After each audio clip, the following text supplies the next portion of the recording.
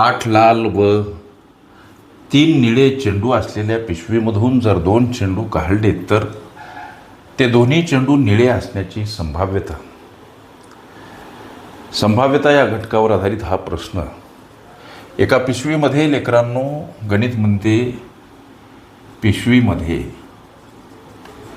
पिशवीत 8 लाल आणि 3 निळे चेंडू आहेत. पिशवीतून आकस्मित 2 चेंडू जर बाहेर काढले तर ते दोन्ही चेंडू निळे असण्याची संभाव्यता काय. आता लेकरांनो 2 चेंडू काढायचे बाहेर. पहिली गोष्ट 3 निळ्या चेंडूतून 2 चेंडू बाहेर काढलेले निळे असण्याची संभाव्यता काय प्रथम शोधू. आता या 3 निळ्या चेंडूतून 2 काढलेले चेंडू निळ्या चेंडूतून काढलेले दोन्ही चेंडू निळे असण्याची प्रथमतः संभाव्यता काढावी लागेल. आता पिशवीमध्ये एकूण निळे चेंडू 3 म्हणून 3 फॅक्टोरियल भागीला 2 चेंडू काढायचे म्हणून 2 फॅक्टोरियल. आता गणिताचा हा ठोकताळा किंवा वाक्सरचं हे रहस्य लक्षात घ्या.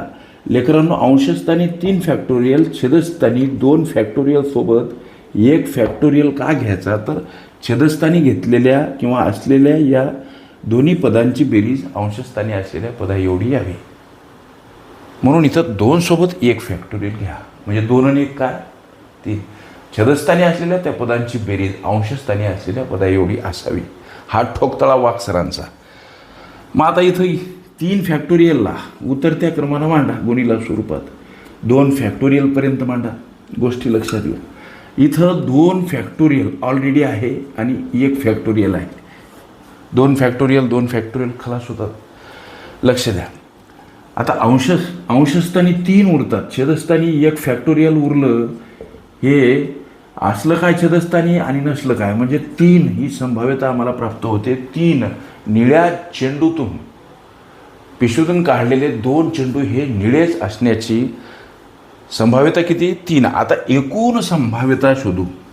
एकूण संभाव्यता आता ही कशी शोधायची सर लेकरांनो.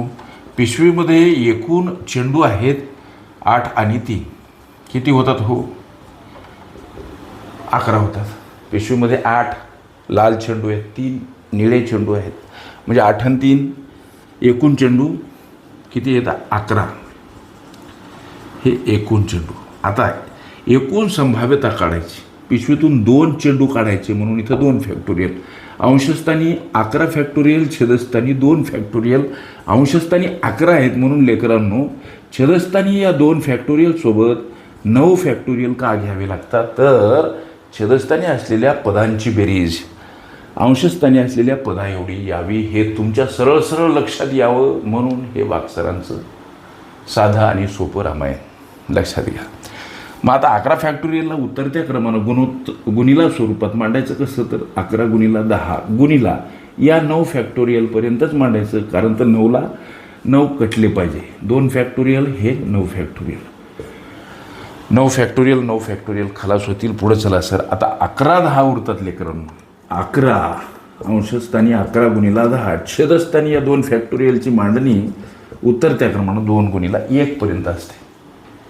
पुढे चला. आता हा भाग कसा गेला तर 2 पंच 10 असा गेला. मग उरलं काय तर 11 आणि गुणिला हे 5 याचा अर्थ 55 ही संभाव्यता इथं प्राप्त झाली.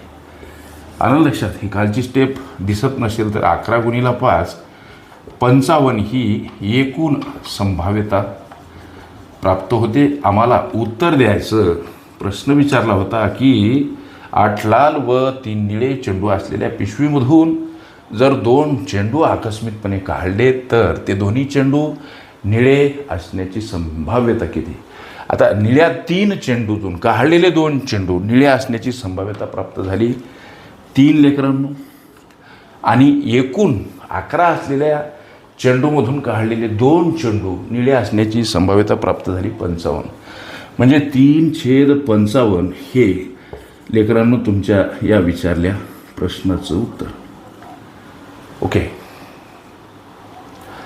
संभाव्यता ही माझी प्लेलिस्ट अवश्य बघा. त्यामध्ये विविध स्पर्धकांनी विविध अंगांनी विचारल्या संभाव्य अशा असंख्य प्रश्नांचा सराव तुम्हास करता येईल.